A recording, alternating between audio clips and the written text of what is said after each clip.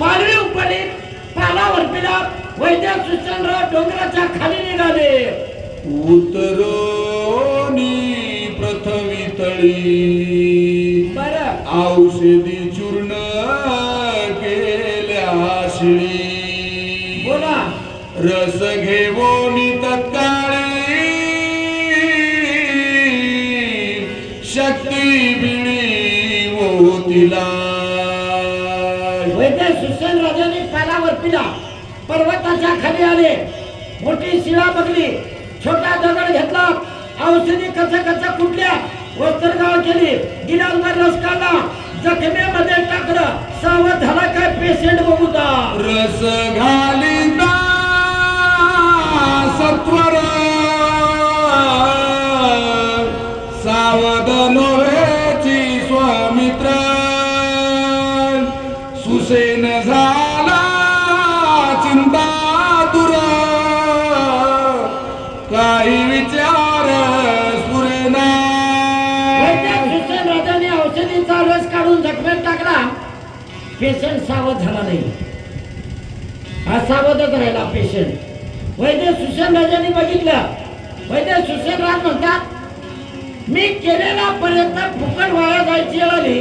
माझा पेशंट उठत नाही, मग कुठं चुकला असेल. कोण म्हणाले? वैद्य सुसेन राज कुठं चुकलाय बघून पुढची ओवी. ब्रह्मादिकानुलंग पूर्ण एवढा प्रयत्न केला दारुण.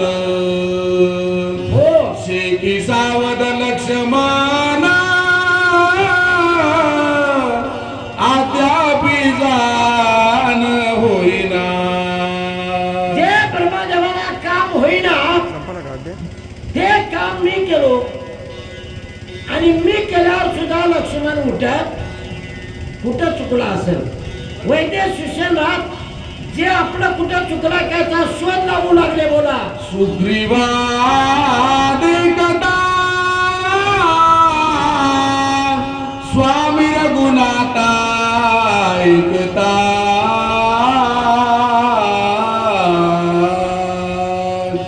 वल्गलो मी तस्तता स्वमित्रा ते उठविन.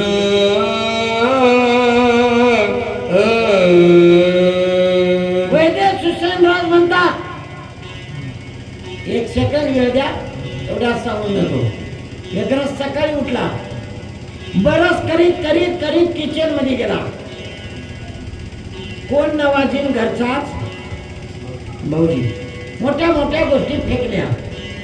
अहो घरी बोलता आलं किचन मध्ये, पण आम सभेत बोलताना हिम्मत किती आहे, किती विद्वान आहे हे समजते. सुग्रीव राजा कपाळाला हात लावले. कोण? सुसेन वैद्यराज. रामाच्या समोर बोललो, सुग्रीवाच्या समोर बोललो, विभीषणाच्या समोर बोललो. 12,04,040 कोण जाऊन औषधी रात्रीला जर जाऊन कोणी आणत असेल तर लक्ष्मणाला उठवायचं काम माझं. औषधी टाइमला आल्या, औषधी नाहीत असं काही नाही, मेडिकल पूर्ण आलं. मग लक्ष्मण का उठत नाही? ऐका पुढची ओवी. आई से बोलो ना पाठविला वायुनंदन महाविघ्न जिनोना. पर्वताची जाणे अनिला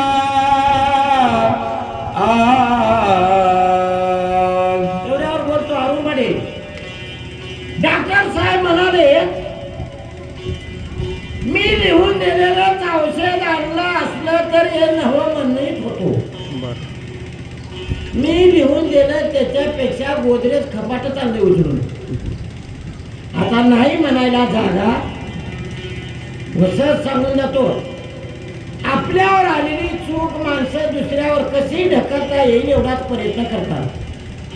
वैद्य सुसेन राज म्हणतात, एक औषधी आणली असते हे नवं म्हणत होतो मी, पण मेडिकल आणून ठेवलंय आता ह्याच्यातलं औषध नव्हे असं म्हणता येणार. मग आता वैद्य सुसेनराज हे बाजू सोडली, कोणती बाजू पकडतात पुढची ओवी आहे का? औषधी संभार सगळा अंगे पिळोनिया वहिला घाई रस ओतिला तो वृता झाला प्रयत्न. मला जेवढा जमते तेवढा मी प्रयत्न केला, माझं काही चुकलं नाही. आणि एवढा प्रयत्न करून सुद्धा लक्ष्मण उठला नाही. मग कुठं चूक झाली असेल बघूता. तरी वैद्यक लटिके झाले शास्त्र व्रता रचिले शिष्टाचारा दूषण आले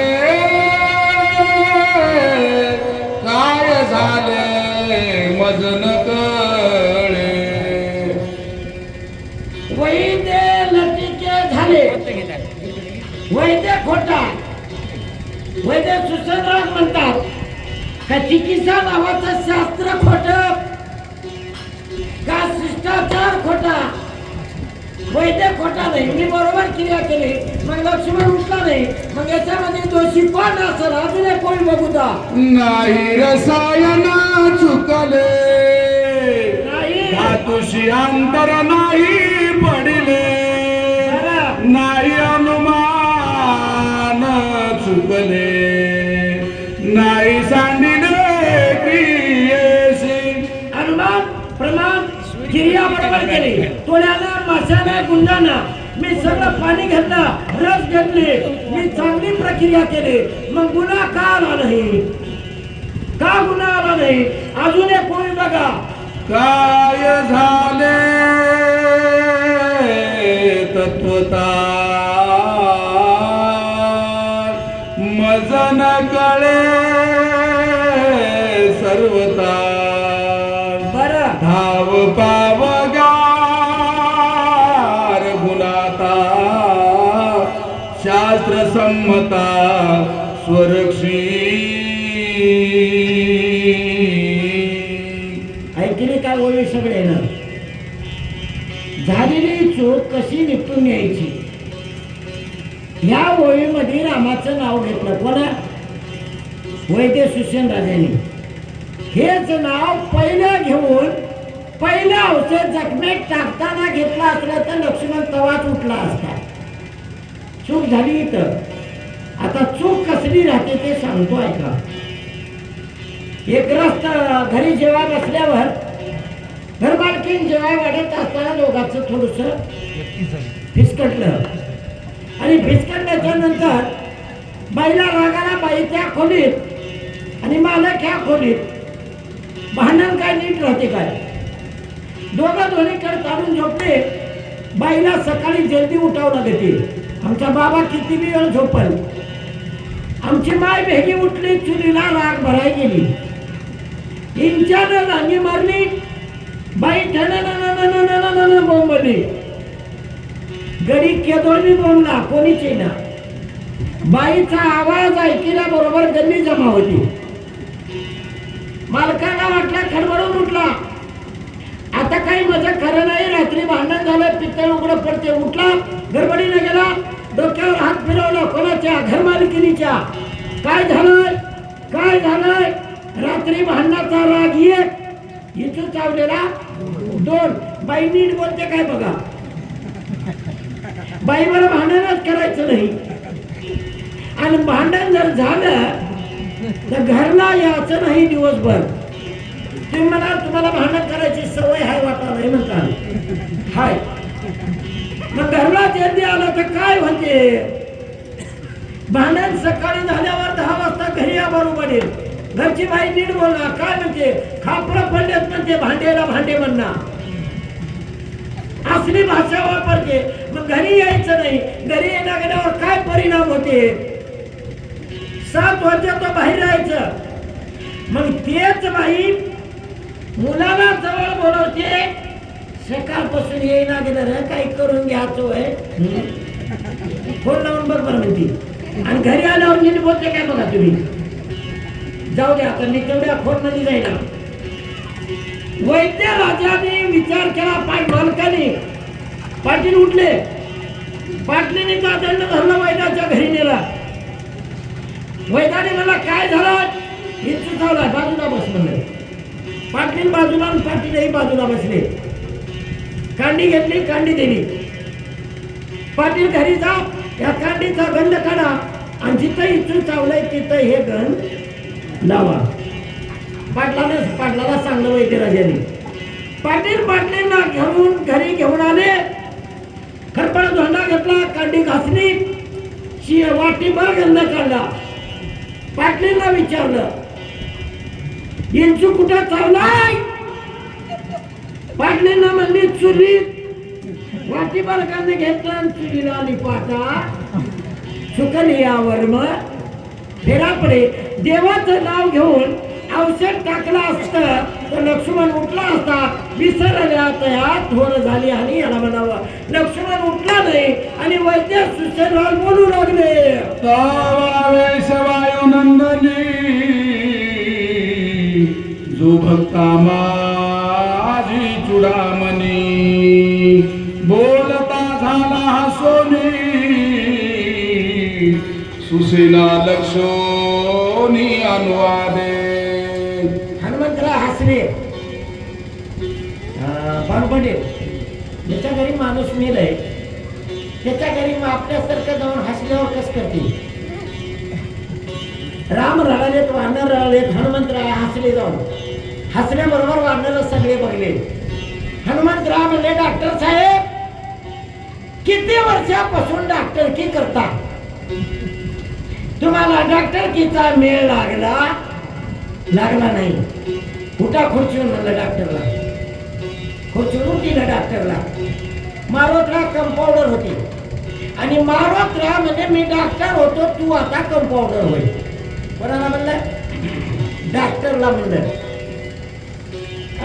कुठं डॉक्टर पेक्षा कंपाऊंडर हुशार, ड्रायव्हर पेक्षा किनर हुशार. मग हनुमंतरावने बघितलं. मग हनुमंतराव डॉक्टरला उठले. समजलं का? काही नाही समजलं. हनुमंतराव म्हणले, मी डॉक्टर होतो, तुम्ही कंपाऊंडर व्हा. एका डॉक्टरने कंपाऊंडर ठेवला कमी दाबाचा. इंग्रजी वाचिता येत नव्हती. कमी दाबाचा ठेवल्यावर डॉक्टरने म्हणलं की नेपो प्लस गोळी घे. आता या इंग्रजीत वाचिता आहे ना. गोदरेज कपाटाच्या जवळ गेलं, उभं फिरून आलं. पण हुशार होता, कमी दाबाचा होता, हुशार होता.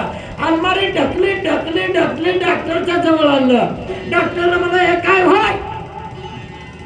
कंपाऊंडरला म्हणला, डॉक्टर साहेब जोरात बोलू नका, लागलेली घ्या म्हणलं. मला वाचविता येणार म्हणलं नाही. तुम्हाला लागत नाही घ्या गोदरेज कपाटातली. ऐकलं काय? हनुमंतरावला उठीला डॉक्टरला. हनुमंतराव खुर्चीवर बसले. मी सांगतो ते ऐक. डॉक्टरला म्हणले, हनुमंतराव बोला. सुसेना चुकला श्रीमंत ज्याचे निशास्त्राशी शास्त्रार्थ जो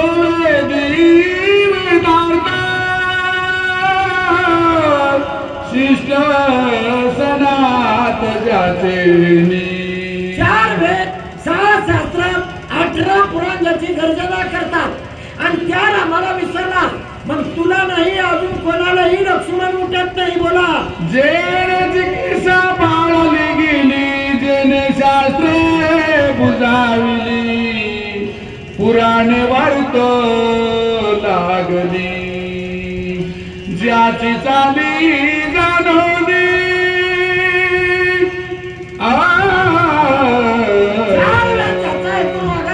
सुसेना तुम्ही चुकलात.